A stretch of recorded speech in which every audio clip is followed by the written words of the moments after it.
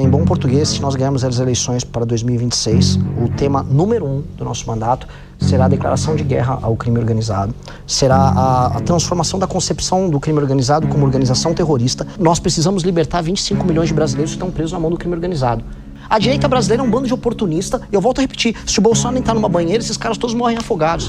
Não, hoje eu acompanhava aqui uma repercussão sobre uma fala sua nas redes sociais, que foi o fato de você dizer que se você tomasse posse como presidente da República, a primeira coisa que você faria seria ir até uma das comunidades do Rio de Janeiro para libertar as pessoas que estão lá sob o crime organizado. Isso dividiu bastante opiniões e eu quero entender mais profundamente e não além, e não somente o recorte que vai para a rede social, o que é essa proposta sua como um presidente eleito e empossado, caso seja?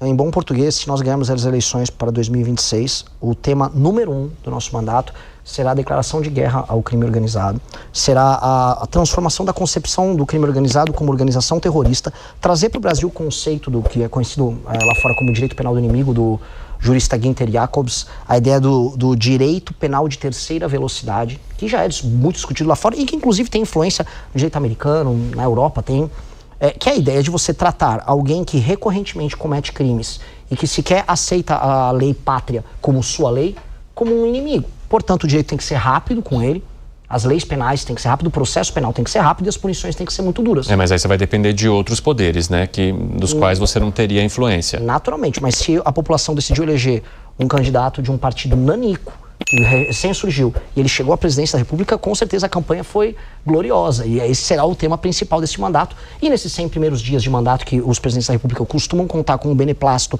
institucional dos demais poderes para poder iniciar sua agenda, eles já vão saber qual é a nossa agenda. Tanto que eu falei essa frase que é, no primeiro dia, o presidente da República tem que se encontrar junto com o seu governador, que espero que seja não é a demarcação, mas nós temos a liderança do Rio de Janeiro, o bombeiro Rafa, que por enquanto é nosso pré-candidato ao governo do Rio de Janeiro, e nós vamos fazer a primeira ocupação para demonstrar que o foco nosso é esse. Nós precisamos libertar 25 milhões de brasileiros que estão presos na mão do crime organizado. E é esse o recado que a gente precisa dar. Mas me explica, assim, esse projeto em movimento, assim, o que seria essa ocupação? Como é que você subiria nesses lugares como uma autoridade, em locais que são tão inóspitos? Não estou falando que eu vou pegar uma arma e vou fazer isso, tá? Realmente, eu nunca tirei nem de paintball, então não seria exatamente o melhor combatente num cenário de guerra. Entendi. Mas eu acho que um líder político, ele tem que estar junto aos militares no sentido institucional. Eles precisam se sentir respaldados pelo que está acontecendo, eles precisam entender que institucionalmente eles não vão estar abandonados. Não adiantava nada, ou quando o Temer fez aquela GLO, ele faz a GLO, nomeia um general e fica lá em Brasília olhando. A participação tem que ser próxima, e não pode ser uma participação também malandra, como foi a do Wilson Witzel, que desceu de helicóptero daquela vez. Esse tipo de coisa não pode acontecer, porque esse tipo de coisa desvaloriza uma ação que é muito nobre para os brasileiros, que é a retomada do próprio território e a libertação dessas populações. Então, em bom português, a gente precisa fazer uso das polícias, mas não só das polícias. Porque o crime organizado no Brasil hoje é uma instituição, vamos dizer, nacional. Ela está presente em todos os estados. Eu não vou conseguir resolver a questão carioca se eu não for para o Paraná ver a fronteira com o Paraguai, porque tem droga passando por ali. E também tem droga que vai passar por outros estados, então eu vou ter que ter uso da Força Aérea, a gente vai ter que fazer um trabalho de fronteira. É um trabalho multifatorial. E também tem que ter alterações nas leis penais, leis de processo penal, para você poder fazer esse enfrentamento. Esse tipo de enfrentamento, que é um enfrentamento geracional, porque representa, na minha geração, uma ruptura com as formas de pensar não só, vamos dizer, dos constituintes de 88, mas de quase todas as escolas de direito penal no Brasil, que pensam muito mais na ressocialização do que na punição, ela representaria essa mudança, uma mudança no enfoque e no enfrentamento. E uma coisa que é curiosa, eu comecei a tratar desse assunto nesses termos desde o ano passado, e desde então eu estou vendo outros pré-candidatos à presidência da República repetindo ipsis literis o que a gente está falando. E é ipsis literis, eu vi o Caiado teve presente aqui. Então tá todo mundo te copiando? Eu sinto que sim, eu nunca vi. Eu vou fazer uma pergunta um pouco nessa linha, esse é um gancho. Pode aproveitar, já. O campo partidário da direita já está bastante congestionado, né? Você tem PL, PP, Republicanos, União Brasil, Novo, fora as siglas menores. O que o Missão pode trazer de diferente nesse campo da direita e o que te leva a crer que o eleitor, com tantas opções mais consolidadas, na direita mais centrão, na direita mais conservadora, na direita evangélica, na direita mais liberal, que é o caso do Novo, ao menos da parte econômica, o que o Missão pode trazer, o que te leva a crer que o partido pode realmente vingar, né? Prosperar nesse campo partidário da direita tão congestionado como está hoje? Se você perguntar para todos esses pré-candidatos, a única palavra que vai sair a única palavra que vai sair falando e ecoando o coração deles vai ser Bolsonaro. Se o Bolsonaro, e desculpa a provocação, entrar numa banheira hoje, todos os outros candidatos desses partidos eles vão morrer afogados. Eles estão no bolso do Bolsonaro, para ser claro.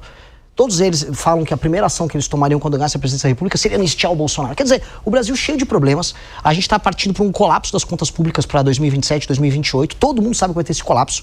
A gente está, todo mundo agora eles falam em guerra contra o crime. Falando em guerra contra o crime, precisamos enfrentar o crime, vamos falar em desenvolvimento do Nordeste, vamos falar agora como a gente vai ter capacidade de negociar com a China ou com os Estados Unidos, e todos eles correm para falar que a primeira ação que eles vão tomar é libertar o Bolsonaro, porque naturalmente eles querem os votos do Bolsonaro. Eu não vejo nada de original no que eles falam.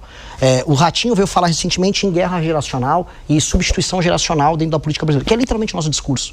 Eu fiquei curioso, um cara que está no partido do Kassab, que é uma das maiores velharias, um museu, o PSD, na Bahia, então, as oligarquias mais antigas, falando em renovação política via Ratinho Júnior. Eu olho, acho curioso, fico feliz, fico lisonjeado que ele está imitando as nossas ideias, mas eles não têm imaginação, eles não têm nada de novo. O que esses caras vão falar, por exemplo, sobre geração de classe média no Nordeste? O Lula aumentou a popularidade dele agora, ele está vindo com uma série de programas sociais. Saiu agora um estudo demonstrando que houve, vamos dizer, uma queda na pobreza extrema, muito por conta desses programas sociais que estão atingindo a base da população. Só que essa população não está se tornando efetivamente economicamente ativa, de modo a se libertar dos programas sociais e ter uma vida muito mais próspera. O que nós vamos fazer para gerar a classe média no Nordeste? Eu não vejo essa conversa. O que nós vamos fazer, por exemplo, para gerar complexos econômicos envolvendo agricultura e agroindústria para permitir que o Brasil exporte produtos agroindustriais? A Holanda, por exemplo, que é um dos casos mais emblemáticos, ela fatura mais com produtos agroindustriais do que o Brasil. Mesmo o Brasil seja gigantesco. Isso é sobre agregar tecnologia e inteligência. Eles não falam. Eles vão ver assim, vou contratar um marqueteiro que vai ver o que a direita tá falando nas redes. É sempre isso. O que a meninada tá falando nas redes? Não tem ideia. Existe espaço para uma direita não bolsonarista? Porque há vários exemplos nos últimos anos de políticos de direita que se descolaram do bolsonarismo e acabaram sumindo. De Joyce Hasselman a outros, aí a lista é grande. Ou seja, isso faz supor que é estrito o espaço para uma direita que não seja atrelada a Bolsonaro, que é o que você está propondo. Existe realmente esse espaço? Você acredita que existe esse lugar, esse nicho? Eu não só estou propondo, como nós somos a prova viva de que existe. O MBL sobreviveu a tudo isso. A Joyce acabou. Todos aqueles que tentaram uma estratégia de puxar o saco do Bolsonaro o tempo todo, fica lá vivendo, encostado no Bolsonaro, depois são independentes, morreram. Nós nunca fomos isso. A única coisa que nós fomos favorável ao Bolsonaro foi no segundo turno da eleição de 2018. Tirando isso, vocês fazem cobertura política, vocês sabem disso. Já no começo de 2019, nossa relação já tinha ido para as cucuias com o Bolsonaro. Não tinha meio. Uma coisa era o Kim votar a favor da Previdência, por conta da questão de responsabilidade fiscal que ele tinha. Outra é ser favorável a um governo que era muito ruim desde o início.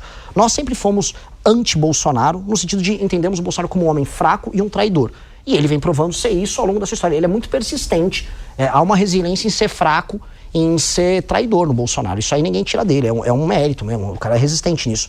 Dito isso, o que eu acho? Se você vai pegar as pesquisas de opinião sobre as intenções de voto dos bolsonaristas fiéis dentro do eleitorado mais jovem, o que você percebe é que ele vai raliando. O Bolsonaro é muito mais forte entre mais velhos do que entre mais jovens. Manifestação ontem na Paulista, se pegar a cobertura, eu fui ver. A idade média, mediana ali, 55 anos de idade. As pessoas eram mais idosas. O bolsonarismo hoje é um fenômeno etário e geracional, tal qual nós. Nós temos todo um campo a crescer. As pessoas mais novas não compram mais a ideia de que nós seremos salvos por um mito, porque ele, sei lá, está lutando contra a ditadura comunista. Isso não soa crível para as gerações mais novas. São pessoas que viram o governo dele um governo fraco. A vida das pessoas não melhorou no governo Bolsonaro, como não melhorou no governo Lula também. Então, há espaço para isso e precisa ter, que esse é o meu ponto. Nós vamos ter espaço. Nós precisamos, igual falaram, era impossível fazer um partido, Bolsonaro não conseguiu. Nós conseguimos. Nós somos mais inteligentes do que eles, nós somos mais capazes do que eles, nós trabalhamos melhor do que eles. Naturalmente, a gente comprou uma tese, que é uma tese de sonhador, de nós seremos independentes a qualquer custo. Tá, vocês vão apanhar, vocês vão morrer. Tiveram a chance de matar a gente. Não conseguiram. Aí agora os caras vão ter que aturar. Zanin, a gente vai conseguir. A diferença que nós temos para todos esses caras não é só a inteligência, não é só a capacidade. É porque uma geração inteira de pessoas, especialmente as gerações mais novas, entenderam que ela vai precisar construir o próprio caminho. O Novo, que é um partido que tem mais dinheiro, né, um partido oriundo da elite brasileira, optou por um caminho que é cômodo. Eles puxam o saco do Bolsonaro. O Novo é o PCdoB do PT. Né? Então tem é o PCdoB do PL. Então o que o PCdoB faz PT, o Novo faz PL. Legal, uma estratégia boa, malandra. Vão crescer fazendo isso. mas não o suficiente, eles nunca vão ser uma alternativa. Tanto que o Carluxo vai, se ele xingar o Zema amanhã, o Zema, não sei o quê, vou comer o pão de queijo. Caiado foi xingado por eles. Ele falou, veja só um filho, o coração dele. Que isso, Caiado? Você não é o brabo? Goiás, tal? O Carluxo te bate em público, você aceita? Na pandemia, o Caiado era médico. Médico. Ele viu o Bolsonaro fazer o que ele fez. Ele falou, não, em Goiás eu vou fazer diferente. Não teve líder, não teve homem. Líder era o Kim, um japonesinho sozinho lá no Congresso. Eu atacava o cara, o Bolsonaro botou com um aliado dele no Ministério Público, os caras atrás da gente pra prender a gente. E esses caras aí que estão agora falando que são direitas, desculpa, esses caras só são puxa-sacos. Se for falar, qual a opinião do Ratinho Júnior sobre qualquer coisa? Não sei, eu falei, eu amo meu pai. Esses caras não têm opinião sobre nada. A direita brasileira é um bando de oportunista. Eu volto a repetir, se o Bolsonaro entrar numa banheira, esses caras todos morrem afogados.